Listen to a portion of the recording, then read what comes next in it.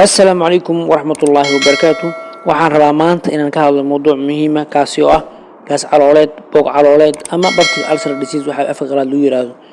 Gaas calooleed waa in dilaac uu ku yimaado ama dhaawac yar oo ku yimaado dahaarka caloosha ama mindhiciraha qaybta hore. Dhaawacaasi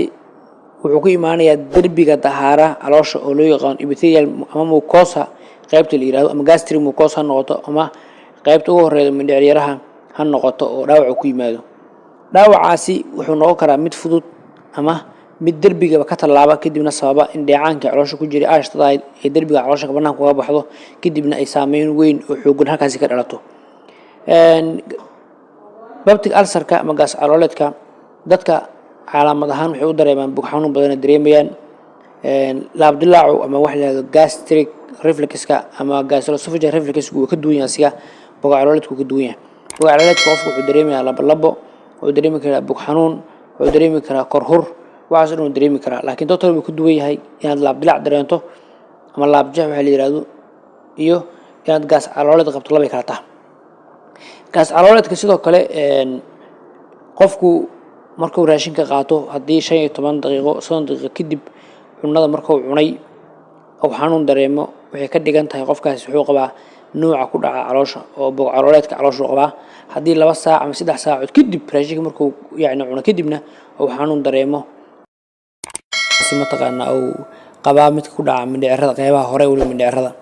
si guud waxa sababa inta badan ee la sheego gaas calooleedka bacteria lagu magacaabo Helicobacter pylori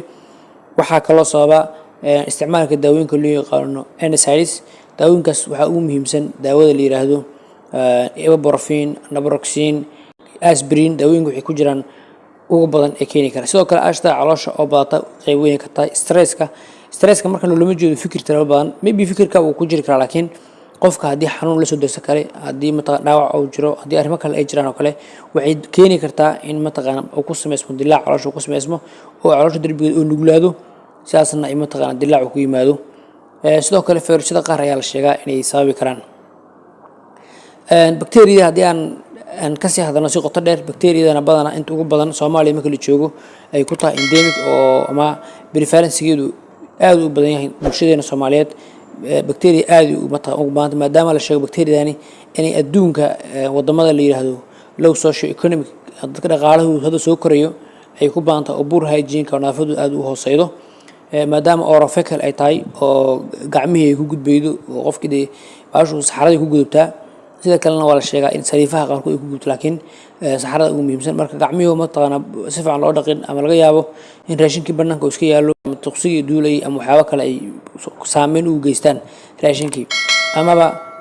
environment-kii ku baanta bacteria kadibna raashinkii ama taas ku saameeyo ama qof qaba gacmihiisa ama poor hygiene inuu saameyn u geysto waxa la sheegaa bacteriadani boqolkiiba 90 mindhicirada ku sababta ulcer boqolkiiba 90 intuu dhexdeeda ku sababi kartaa caloosha bacteriadan marka maxay isticmaashaa waa bacteria soo saarta dheecaan lidaaciyo saarta urase dheecaankaas oo ka caawinaya in aashtada caloosha kala iska difaacdo oo ay dulqaad u yeelato in meesha ku noolaato calooshu waa aashtii aad u baahan tahay waxay isticmaashaa wax la yiraahdo kaag iyo faag labadan waxay ka caawiyaan darbiga caloosha ay gasho ay ka caawiyaan oo caabuq ay ku sameeydo sidoo kale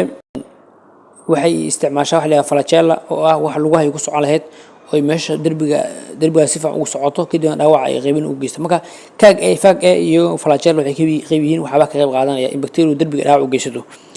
NSAIDs-ka ama daawooyinkan ibuprofen, naproxen daawooyinka la halmaal aspirin waxay ka mid yihiin kuwa soo dejiya in bog calooleed uu yimaado calaamadaha qofka gaas calooleedka qabo dareemi karo bug xanuun kamid labo ama mataga kamid aare badan ama calooshu aare badan ka dareemi ku dhex wareegayaan dibiriyo ama in calooshu buuxsanto miisaankiisu hoos u dhac sababtoo ah ulcer jira dilaac jira qof raashin cuni karo la baahayda raashin ma qaadan karo sidoo kale dhiig saxara soo raaca maleen ayaa loo yaqaanaa markii dhaawac fiican oo jiro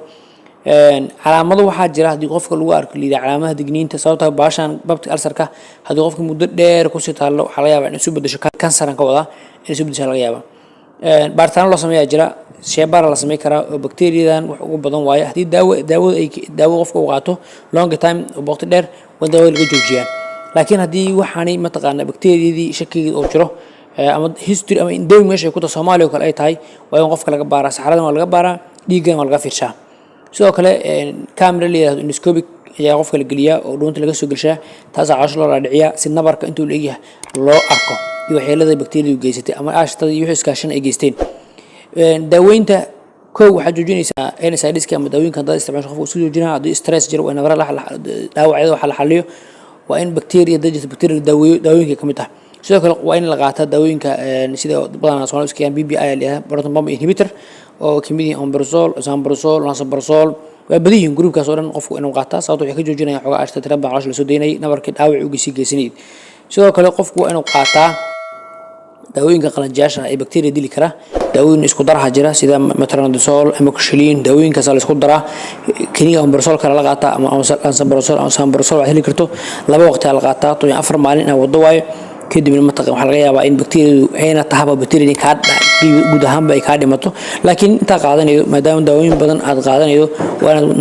nafaqo fiican ku cuntaa waa inaad biyo badan ku cabtaa waa inaad dul qaadataa xanuunka si bakteeriyadani mataqan ay kaaga dhamaato dadka qaar waxa jira soo weydiiya doctor bakteeriyada ma dili karaan daawooyinka caadiga ah BBI ama omeprazole qaato muddo badan ama lansoprazole qaato bakteeriyada ma dilmi caloosha marka dilmido bakteeriyadani waxa dili kara kaliya antibiotic qalajada dili kara kaliya qalajada meel qalaja kama dhignay bakteeriyadu la dagaalama marka amoxicillin metronidazole daawooyinka ugu badan oo la isku geeyay kamid yihiin bakteeriyada inuu la dagaalo iyo iyadoo loo geeyahay mataqaana daawada la yiraahdo omeprazole ama proton pump inhibitors noocyada kala duwan lansoprazole waxa uu hortagi kartaa nadaafadda si guud loogu dadaalo maadaama baashu ay ka yimaado nadaafad xumo marka cunada kale waa in diiramaad lagu cunaa oo kuleyl lagu cunaa xogaa yar oo qabowga laga ilaaliya siyaabahaas lagu hortagi karaa aad ma santiin mawduuceenni maanta aan ka hadlaynay gaasarooleed halkaas ku soo koobina waxaan filayaa mawduucan aan ficil doon wax badan baanin doono si share gareeyay insha Allah ta'ala commentiga laagtay la hor yaan la dhaafin insha Allah ta'ala channel ku soo biira subscribe saara assalamu alaykum wa rahmatullahi wa barakatuh